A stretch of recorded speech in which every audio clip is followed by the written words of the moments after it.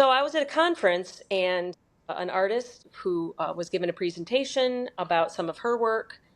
And she actually had taken her rejection letters from applying for jobs and sewn them into clothing. And then it was an installation. 5, 4, 3, 2, 1, 0. You are tuned in to the Creative Frequency. Come with us as we explore the creative process with artists from all areas of the creative spectrum.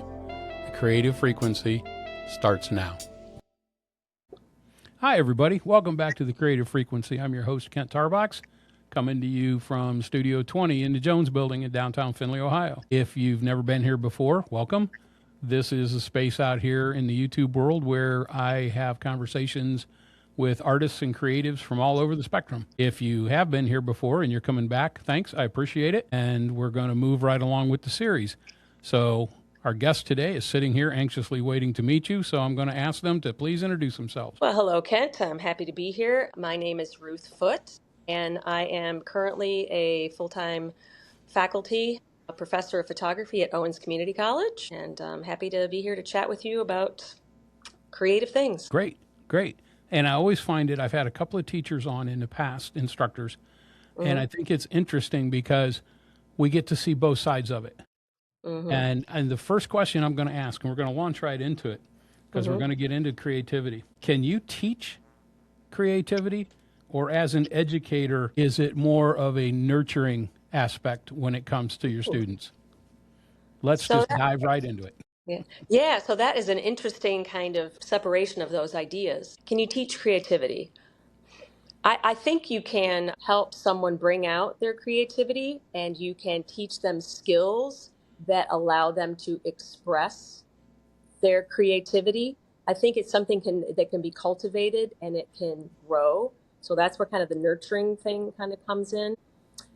Talent, if you talk about like talent, like, think of sports. Someone may have a talent, they may have an athletic ability, and others just don't, right? And I think there are some folks, even in different creative fields, that either have a particular talent to do something or they don't. So I think there is some of that. And if a student has even a small seed and a passion, I think they can grow like more creative expression that they may have otherwise. But yeah, and it's, and you can't tell on just sort of meeting a student. Sometimes they take a while to blossom. And sometimes there are students who have like a innate sort of ability, but they don't have the desire.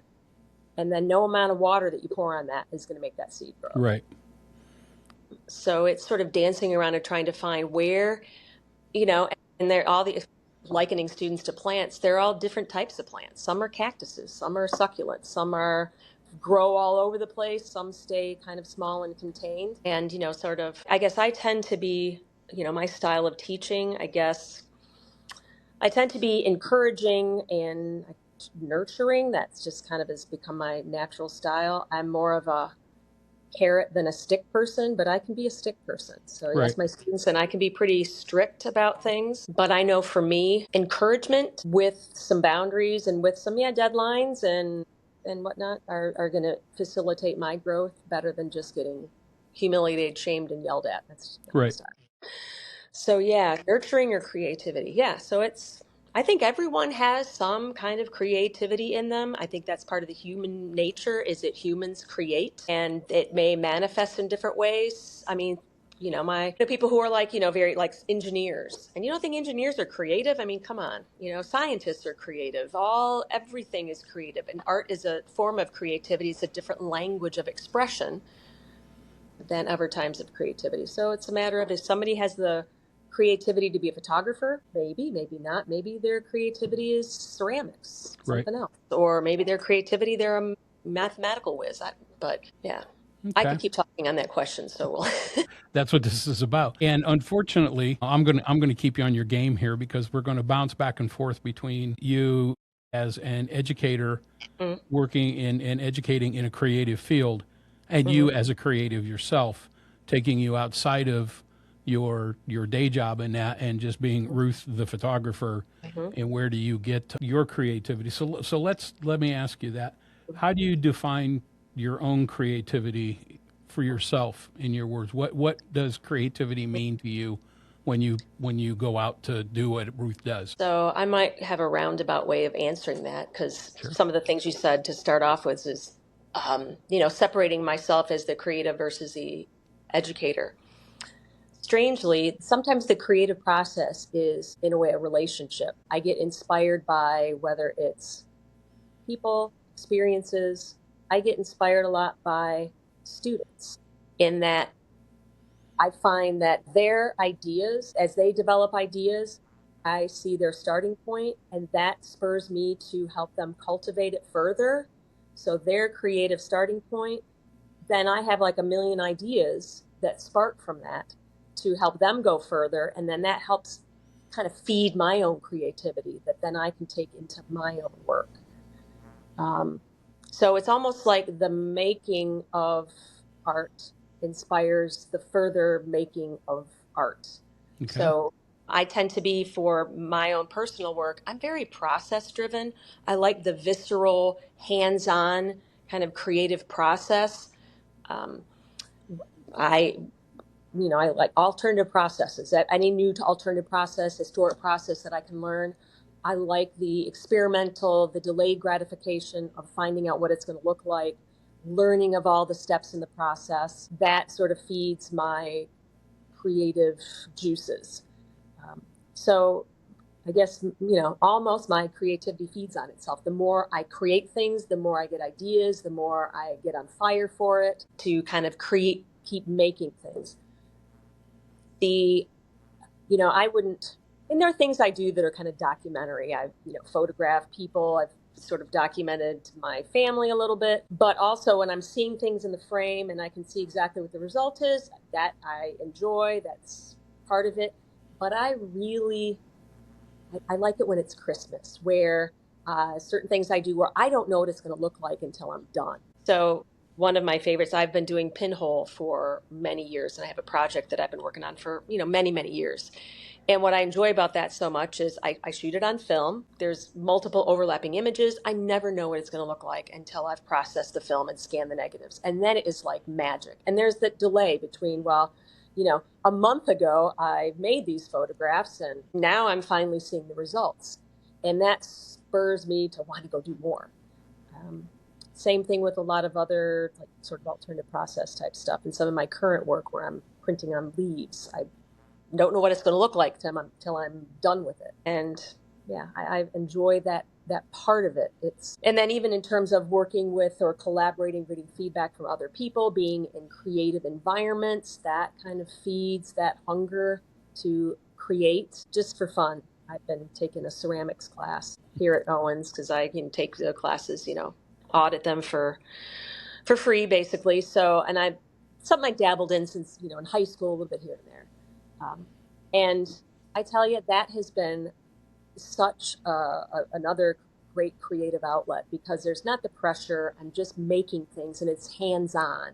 Right. And that's another thing where there's kind of a delayed gratification is that, you make the piece, you know what it looks like, then you fire it, then you got to glaze it, and you don't really know what it's going to look like until it comes out of that glaze fire kiln. And then it's like, wow. So that is another thing that inspires me to then do more. And of course, what have I been making? I've been making ceramic cameras. So surprise. And, and then it's like, well, that turned out really good. Well, what other type of camera can I make? Right. So I've been going through, I got a twin lens, I got a large format. I've got, all sorts of crazy things. I made a pinhole camera that's, ceramic, looks like a roll of film. Anyway, so, yeah. But certainly while I'm teaching, I'm amazed at how much creative flow I get back. Right. Because other people's ideas spark my ideas. And when, a student comes to me and says, I don't know what to do. I don't have any ideas. I'm like, how can you not have any ideas? I've got 50 just looking at where you started. So, yeah, that's part of the fun. For those of you that aren't familiar with the subtext that was going on here, Ruth works in film, okay? Especially when we start talking about process and delayed gratification and aspects of not quite knowing, because let's be honest, and anybody who's in the photography world knows, and I'm a contract photojournalist, I live in the digital world, it's instant feedback. You snap, you look at the back of the camera, you've got a 99% idea what it's going to look like. Whereas with film, you're absolutely right. You envision it, you've composed it, you think you know what you're going to get, and given your time, and those of us who are of a certain vintage, we have the experience to know how to put it together. So I think that's interesting because I know, and I'm reading your bio here, you talk a lot about doing darkroom work and darkroom classes. And people have heard me speak. I'm not a film guy. I grew up with film. I did film, been there, done that. And I don't want to get back into the cost and everything, but the process can still be the same. And I think it helps people to have an understanding of the process, like you were saying. You've answered several of the questions here already. Where do you find your inspiration? Other students. And I think that's important as an artist community. And I think you would agree that we're all here to support each other as well. And it's okay to come to another artist and say, well, your student, I don't have any ideas. Wow. Let me tell you. Yeah. What is, go ahead. I see students inspire other students. So, and one of my, and I do digital. I teach digital. There's mostly digital that's up there behind me, and that is very satisfying too. Especially when you get into alternative stuff like shooting infrared or doing HDR, or what else were we playing around with? We were doing like all sorts of layering and like a multiplicity where they put themselves in an image like 5 different times. All that with the Photoshoppy stuff can also be that kind of, to give you that kind of surprise. And one of the assignments the students had was they shot some digital infrared, and then they kind of had to put together a presentation. And with the color infrared, you can process that out as many ways as you want and get crazy wacky colors or not. And so one of the students, and this was almost like it was a mistake kind of in processing, and got really, it's psychedelic colors. And when she gave her presentation, she actually gave it earlier than other students. And it was so unexpected and off the charts that inspired another student. And so then when she finished her project, she brought some of that stuff in, did something a little different with it. But it was so fun to see how, wow, you can do that. Well, I'm going to do that, something similar with mine too. Yeah. And it sometimes you do. And I know what it's like to be stuck. When I was in school, like right around midterm with my, photo classes, even in graduate school, I thought, I'm going to fail. This time I'm going to fail. I have no ideas. I don't know what I'm going to do. And I'd be in a panic in the middle of the semester. And then I found out that's a trend that happens every time about the middle of the semester. So I think I'm going to be all right. And then I got over it. But yeah, we do have dry spells. So anyway, you were going to ask? Well, it's funny because you're just ticking off my script, and I think that's great. So when you talked about the accident in that, let's tangent slightly off of that. When it comes to photography in this day and age, especially, and we could say art because there's a whole digital art realm out there now with iPads and all this stuff. When it comes to photography, has it all been done? How hard is it to do something new? I love that question. Everybody says, that's already been done. And I look at my students, I say, have you done it? Right. Oh, no. I say, no, it hasn't. You could say that from the beginning of, has everything been painted? Has everything been sculpted? I mean, there's only so many notes, right? Right. There's only so many notes. So no, if you haven't done it, then it hasn't been done. That is my take on that. What's most important to me about the creative process and any of the arts is you are expressing your humanity through this medium and getting in touch with sort of a core part of your humanity by creating. And that's the important part. And how you see it, how you do it is going to be different.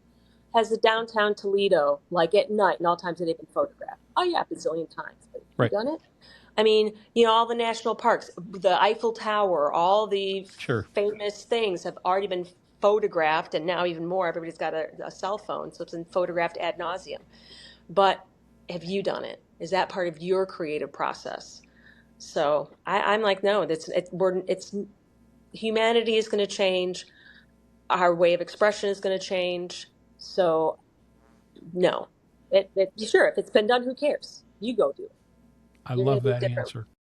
Trees are going to grow, and Well, there was a photographer who, Mark Klett, I think he teaches out in Arizona if he hasn't already retired. He did a rephotographic project of all the U.S. Geological Survey famous photographs of like Timothy O'Sullivan and Andrew Jackson. Getting a little photo history here, where he literally tried to find the exact place where they put their tripods and what Right. exact lens, what exact camera movements that they have, and then he rephotographed it like now. And then you see the buildings that gone in, the trees that have grown, the Right. erosion or the level of the lakes that changed. I mean, did he copy what they did? Sure, but he had something different to say about it. Right. So there's always going to be something different that you're going to say about it because humanity is different. We are different. There's change. So, So yeah. I love that explanation. I really do. That if you haven't done it, then it's you and it's original. Hmm. Yeah. Do you feel though, and I have this concern, again, we're going to go back and I'm going to reference being of a certain vintage, Hmm. growing up in the era that I did and becoming aware of things basically mid to late 70s, Hmm. early 70s, there were iconic photographs. And we Hmm. can probably name them, and maybe you've shown them. There's the Kent State shootings. Yep. There's the Napalm Girl, right? If anybody's familiar with the Vietnam War, there's the mayor of Saigon and the pistol, the street execution. And these are, I mean, I'm sorry to be so morbid, but these Oh, are Life magazine. iconic photographs, right? And we stopped and we looked at them and we took them in. Today, I have a concern with Instagram, and I'm guilty. I'm on Instagram Hmm. and other social medias that we're in a what's next Hmm. environment now. Oh yeah, that's a picture. Yep, that's a picture. Yep, that's a picture. Yep.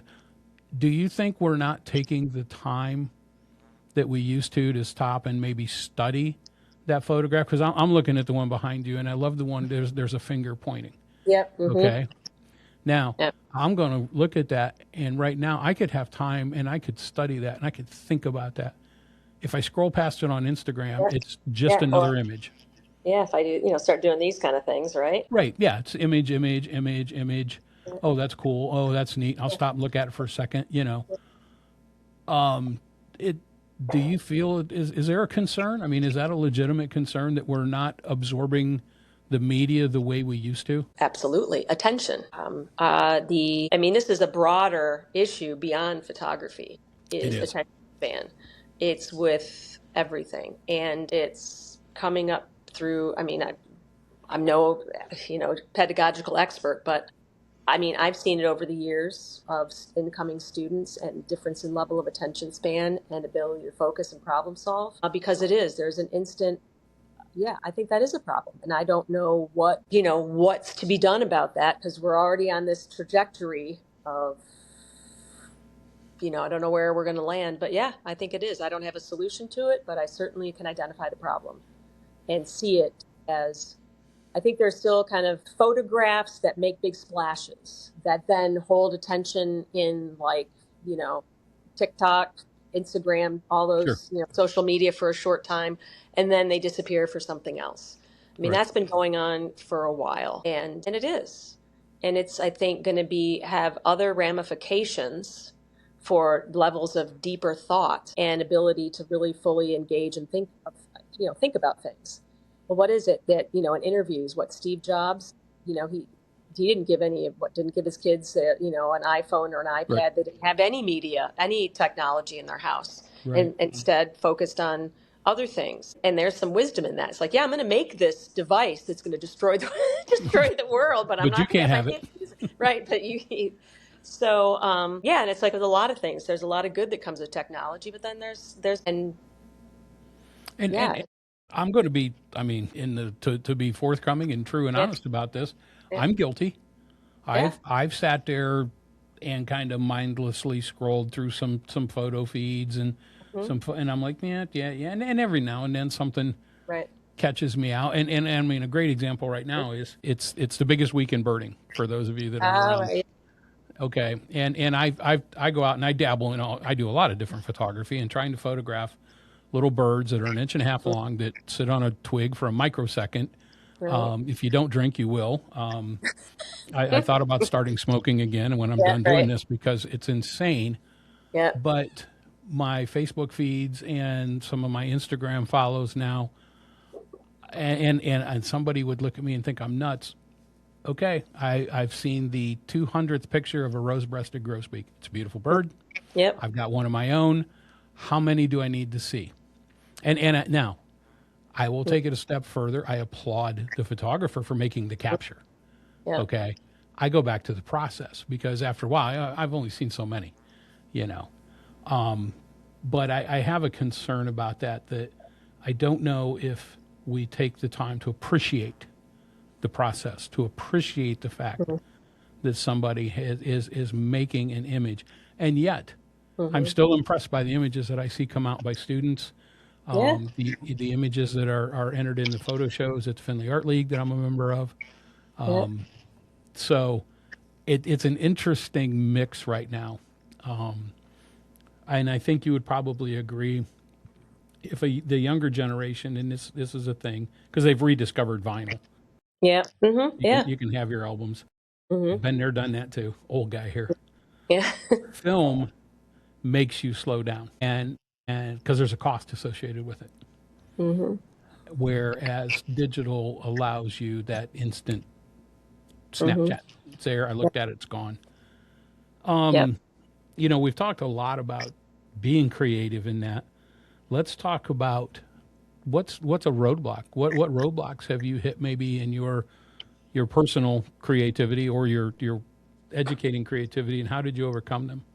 Is there one that maybe stands out, or is there something that stops you every now and then that's just kind of a reoccurring thing? Off the top of my head, wow. Might have to dig deep for that. I don't, because even when I mentioned the middle of semester, that was a long time ago, and Mm-hmm. I'm not even sure sometimes if like you feel like you're just coming up with a blank, like a writer's block or creative block. Sometimes it's like I'm just gonna go do something else. Like, I'm gonna go, do another medium, something else entirely, go walk outside, go engage in some other completely unrelated thing, watch a movie, read a book. Um, do something different. And I think that's important because if you can kind of get exhausted if all you're doing is like, I'm only, doing sort of this one thing all the time. Mm-hmm. There needs to be other things that kind of feed your creative process for you to have something to say. I have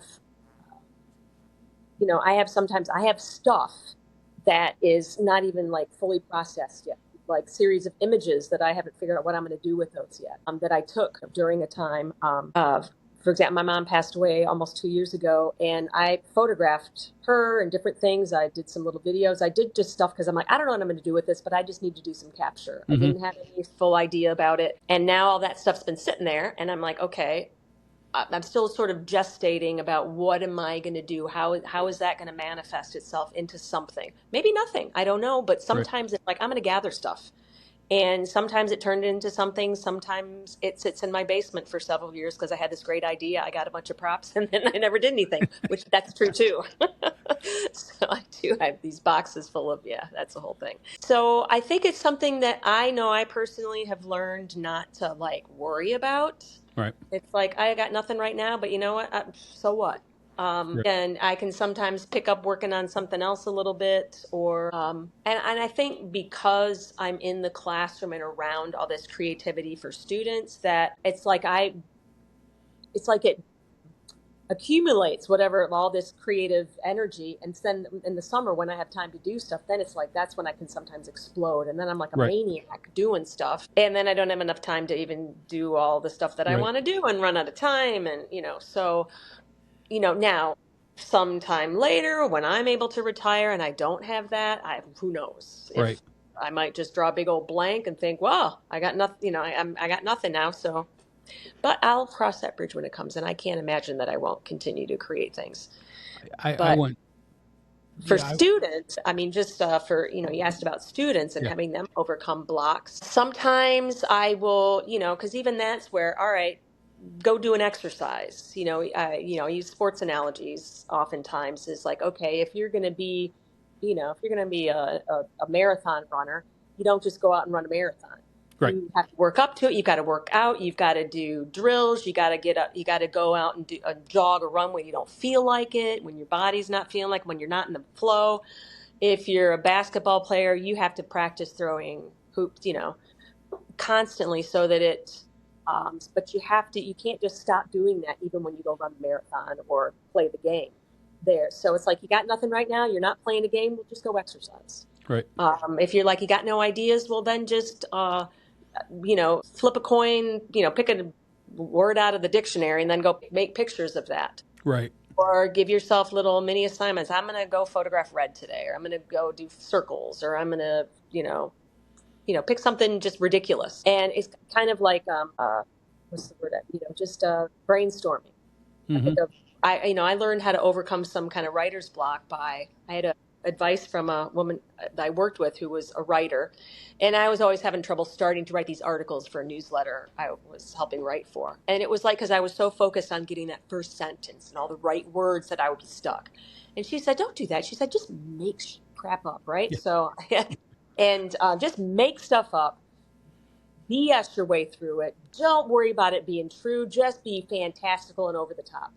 So I did that, and I would end up laughing because I was so ridiculous that then I would go back through and edit it to what the truth was, right? What the Right. reality was. But that helped offset and get me through not worrying about being perfect to start.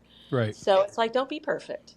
Go photograph whatever, try stuff. Just do whatever, and then you see what you've got. That's also the other thing about having film, right? Where you have to, when you film, you can't like go back and delete that frame you just took. No. It's going to be on your contact sheet, right? And oftentimes students don't recognize their own creativity. They don't recognize an interesting or successful image because they were looking for A, but they got Z. Right. And they think Z is a failure because it's not A. So, and that's why I even tell them, when you're shooting for an assignment, don't delete your bad Right. picture. Right. I want to see all of them. In studio, they say, well, the flash didn't go off on that one. Do you want me to include that? I'm like, no, you can delete that one. That's okay. Because that's not, Sure. I can't see anything. So you can go ahead and Right. delete that one. But everything else, I want to see all your stuff, because then I can help you identify something that's really interesting that they're like, what? You think that's interesting? And then explaining to them why, helping them to see why that one's successful, even though it wasn't what they were going for. I, And yeah, so that is all part of that, and helping them then to just play and Right. not worry about success, to then Right. help them get over the hump of a blockage. I can relate to two of those things quite Mm-hmm. personally. One Mm-hmm. is in my contract freelance photojournalism work, I do predominantly sports, Mm-hmm. and 25 years. I should know what I'm doing. And I've done that when I've gone home from, say, a football game or a basketball game, and I'm culling through my images looking for the 4 or 5, 6 to submit. I'll see one that'll pop up, and I'm like, I don't remember taking that, Mm-hmm. because it happens quick. Let's be honest. Yeah. Okay? Things happen fast out there, and I'm in a different flow state than everybody else at the game. They're watching the game. I'm looking at it from a totally different perspective. Right. And I learned too, don't delete. I don't delete anything now, because when I'm done, I can delete 1,000 images if I want to. Right. Who cares, right? Right. And I want people to know, not every image we take on the sideline is a perfect image. Okay, the majority of them are garbage. Yep. Okay, they're not usable. So you get that happy surprise, right? Now, I know too when I've got good shots, because we know what we're looking for. But I like the happy surprise. The second thing, when you're talking about contact sheets, I think it's always interesting if people go back and look at their history. I think we all know, or most people probably have seen, the iconic John Lennon photo with the I Heart New York shirt on, right, when they're on the top of the skyscraper. Mm-hmm. If people would look at the contact sheet, that was the last picture. Mm-hmm. And there was, I think, 23 other, because I think the guy said he had a 24 exposure roll. Mm-hmm. And they took 20. And I don't know if people realize they didn't get, that wasn't just one shot. Right. That was the one out of this group. I don't care however many. And it worked. Yep. Okay, sometimes we get it on the first shot, and we love that. Man, if you get it on the first take, that's great. Yeah. It doesn't happen that many times. Mm-mm. And it makes me think of, I don't know, it made me think of Diane Arbus. There's one image of the little boy holding a hand grenade. I think it's in a park somewhere. And if Yeah. you look at the contact sheet, I mean, it's so different. Right. That's one image where you can tell the he's like exasperated and tired of her taking pictures. because all the other pictures, he's a sweet, nice little boy posing Right. for the camera. Totally different energy. But she was looking for a certain thing. So yeah, it's interesting. Contact sheets and all the other context gives you so much more of any kind of story. Right. So yeah, but And yeah. I like the idea that we have to, and I've had to teach myself this too, is that unless you're in an environment where, if I'm doing a product shoot or something, and I've only done a couple of those, there's not room for mistakes. Okay, you're on a budget, you're on a schedule, you're on a time. Things, you have to nail things. Okay. What's nice about being creative on your own is you make a mistake, who cares? All right. Who cares? You're not doing weddings. You're not. It's not a family portrait. It's not. And even mistakes with family portraits are probably better than the actual posed portrait. I think anybody would agree with that. The outtakes sometimes are better than the show, right? Have you ever experienced imposter syndrome? And I think imposter syndrome is a nice Yeah. term for self-doubt. So talk about that Oh, if you would. so sure. I think so. I mean, even just just recently with the merit award, I felt undeserving of the Toledo area, the Toledo Arts Commission, Mm-hmm.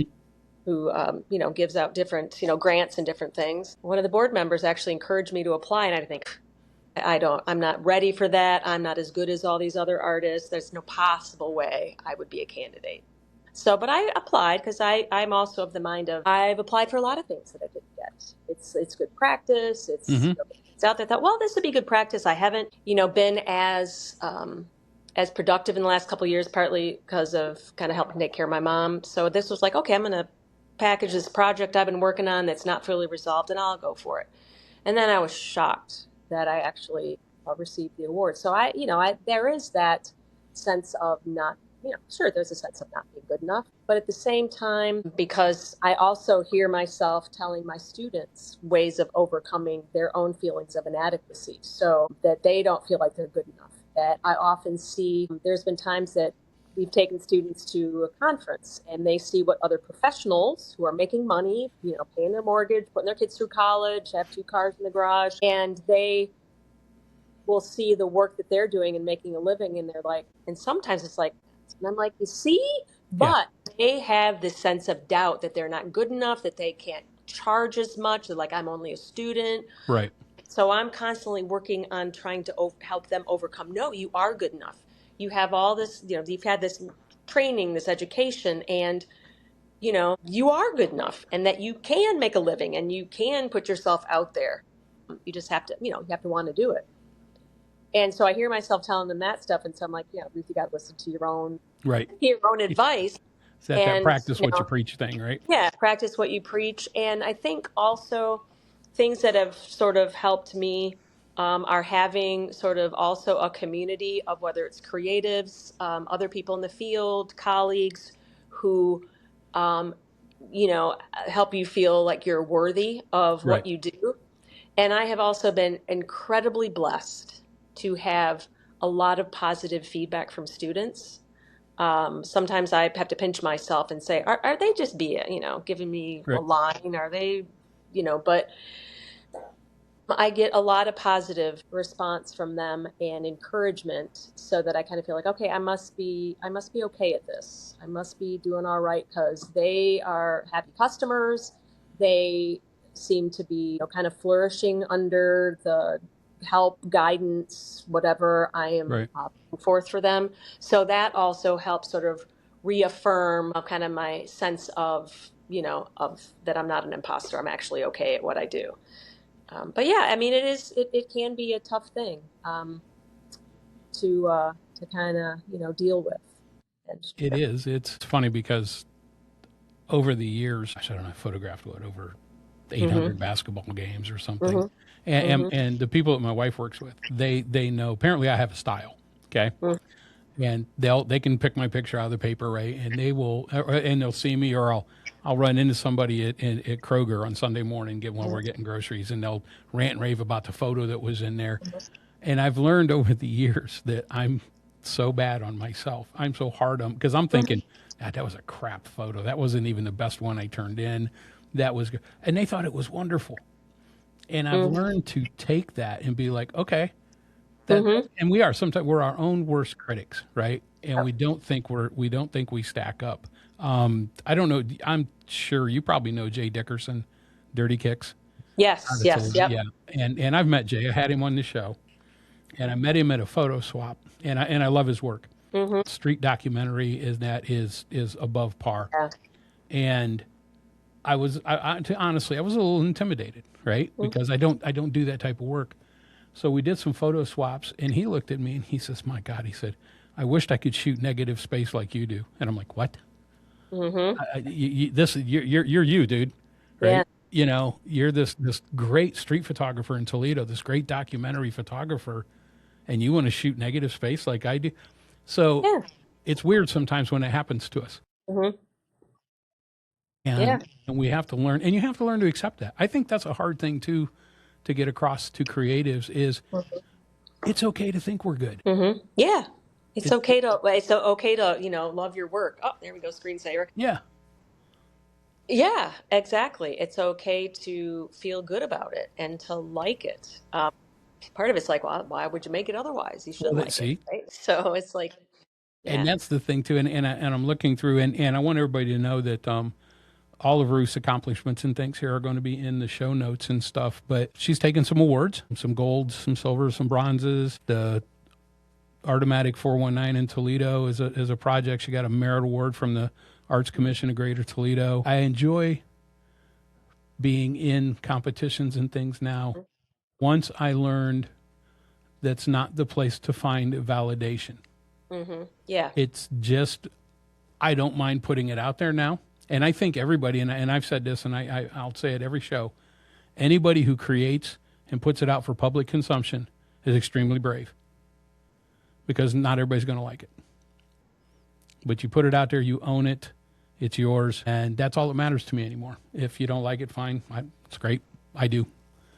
Well, for photographs, I mean, photography or any art form, it's a form of communication. You're communicating a concept and an idea and you're expressing yourself. And so it's meant to be seen, right? So sharing that and exhibition is one way to do that. And something that I've also, I had a great experience, and all my students have heard this story already, but it made such a huge impact on me. Very early on, when I was first even doing job hunting, right, trying to find a job right out of graduate school, and applying to things and putting together your package and actually sending slides, if you remember those, as your portfolio. Oh, I do. Kodachrome. Yeah. So I was at a conference, and an artist who was given a presentation about some of her work, and she actually had taken her rejection letters from applying for jobs and sewn them into clothing. And then it was an installation. And she showed pictures of jackets and pants. And so it was a different way of dealing with rejection. And the thing she said, too, was that when she was watching people come through, like the opening, is that other people were going, "Oh, I got a rejection letter from them, too. Oh, I got that one. Oh, I got this one." So they were relating. And I thought, that's brilliant. Right. And so then my attitude about rejection totally shifted in that. And that also opened me up to applying to jobs I knew I wasn't qualified for, but I wanted a letterhead. So I'm very proud to have, letterhead, a rejection letter from Harvard in my collection of rejection letters. And I saved every single one. Of course, lately, now it's all in an email. But having that nice paper, resume style, formal paper, and all the letterhead was, I got a whole drawers full. Well, I'll say folders full, maybe not drawers, but it changes your kind of attitude towards it. And also when I'm encouraging students to like even put their work in the studentship, like, "Oh, I don't feel, I'm not good enough." And it's like, you have to, it's not about that. It's about sharing your work. And it's about also opening yourself up to rejection and knowing that you'll survive that. And that is a huge part of life. And you have to kind of get over yourself and go, I'm going to be comfortable with rejection. And, I also tell stories that different jurors are going to juror differently. Oh my God. Yes. So in that oftentimes, like entities such as yourself, I know that we, with the student show at Owens, we get different jurors, we cycle through, and we get different jurors from different types of background. We'll be like, okay, we're going to have an academic, we're going to have, journalists. We're going to have, a wedding photographer. We're going to have somebody who has a commercial studio. We're going to have people that have credentials, that have an area of expertise. They Right. have a proven record, so it's not just, your grandmother, unless they're like, Ansel Adams or something, Right. but that they're bringing something to the table that they have a legitimate way to evaluate the Right. images.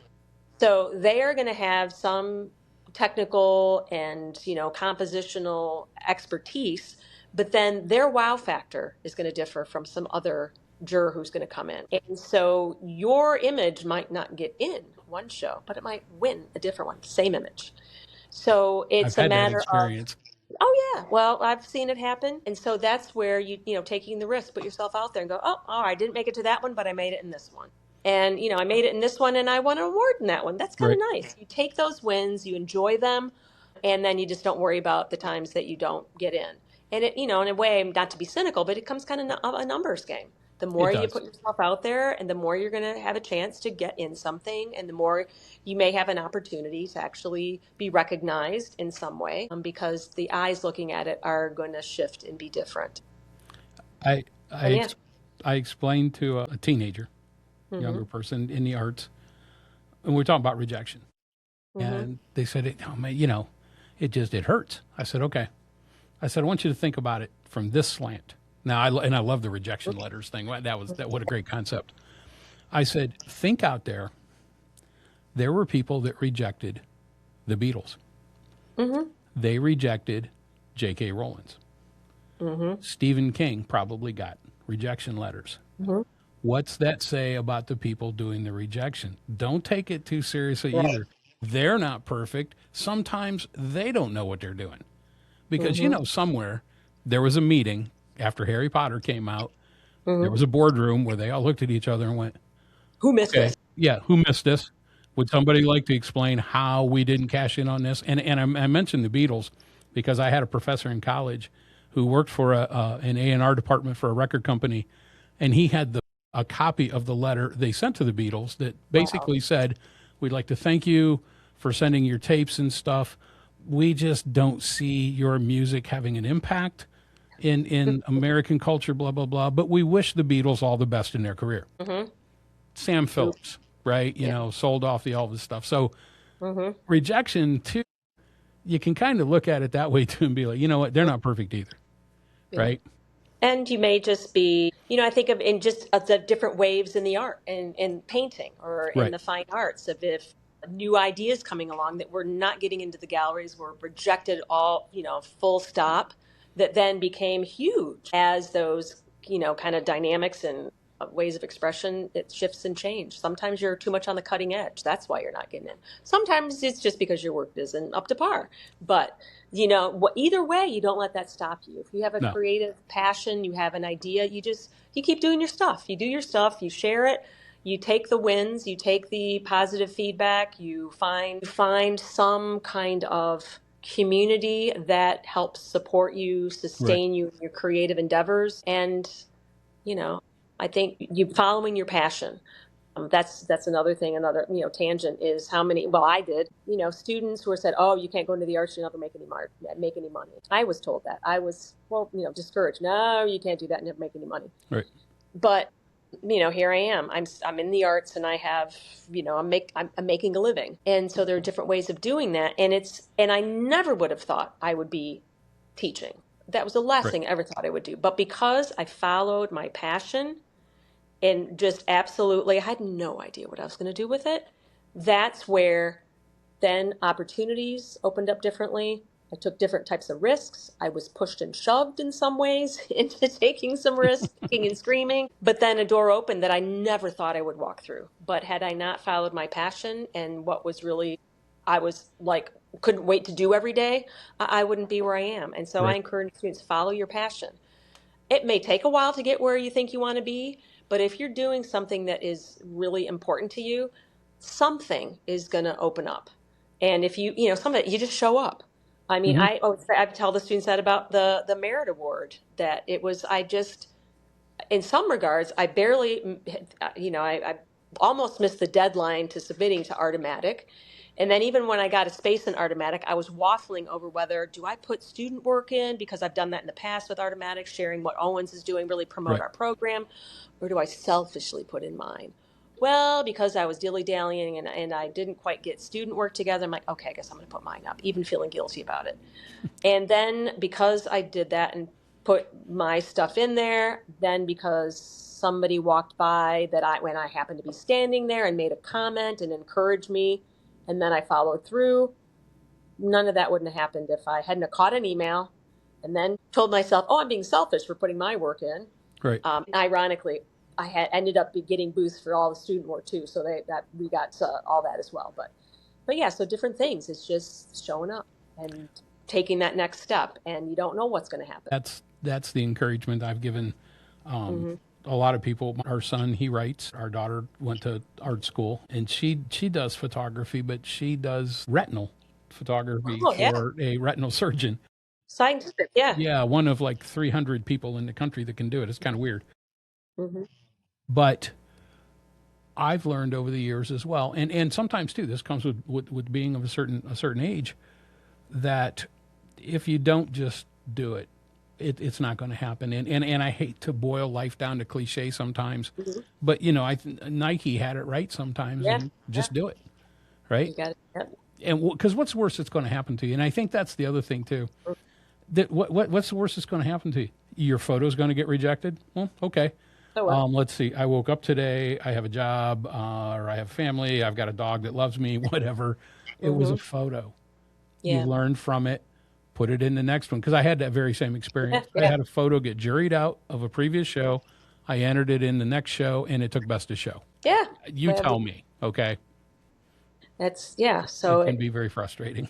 Well, and at having juried a lot of photography shows, I tell students that, all right, if I walk in a room and there's 100 images, even, or there might be more, and I have to whittle it down to 25, sometimes I'm eliminating good work. Mm-hmm. And then I have to sort of weigh, all right, this one or that one, they both are compelling. They both might, they're different but equal. I still have to sometimes flip a coin. And so sometimes then a juror will kind of come up with a different way of having a criteria, whether it's, okay, I'm seeing like a theme throughout some of the images, so that's going to help me pick between equally strong images. Well, Right. This one kind of fits into the whole better than that one. And you doing that with editing your own work is, all right, I got 10 images here and they're all fantastic, but I can only put 5 in my portfolio. Well, which ones am I going to eliminate? So then you have to kind of come up with almost like a sub-theme, or what is it that makes these 5 work together better than these 5 or 6 or 3 or however that flow works. And so, yeah. And, and a different day, you might pick different ones. Right. So it's, that you just happen to be in the group that got recognized that time. And then, you just have to keep going and keep following your passion. Yeah. The other stuff is it's gravy, because if you don't, like you said, if you're doing it for the recognition specifically, you're going to be disappointed more than not. And you're going to be stressed out way too much. And rather than like, this is fun. Right. It should be fun. Well, it reminds me of the ice skater who won the gold for figure skating, the young woman with the stripy hair, but I can't think of her name. Her like final skate, she like took the stress off of herself. It was like, I'm just going to go have the pleasure of skating. Right. I mean, that's hard to do when you're working your butt off to be in the Olympics. So that's like nearly impossible to achieve, but she was able to be in that mind space. Right.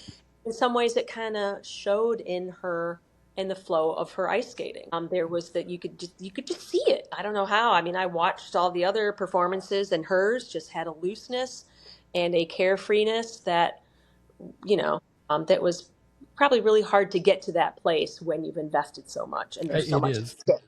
I think it's amazing what we're capable of doing when we get out of our own way. Yeah, that is true. And we move with it. Okay. We are coming up on our time here. Okay. And I have 2 questions. And the one I think you've pretty much answered. But when you're in the dark room or you're culling through your photos or whatever, what's on your playlist? What's playing in the Oh, good background? heavens. So, oh, goodness. So I have like soundtracks to movies that I like and listen to often. Sometimes it's moody stuff. There's a one thing that if I'm going to be on like Spotify or like Pandora or whatever, I'll put a 07 playlist. That's what I was playing before we No started. kidding. See, Yeah, zero zero 07, seven. I love their It's a stuff. great channel. And the other types of artists that are kind of simpatico to them. And I go through sometimes different phases where I'll have like an artist that I'll kind of catch on to and listen to for a while. What's another one? Dead Can Dance. Mm-hmm.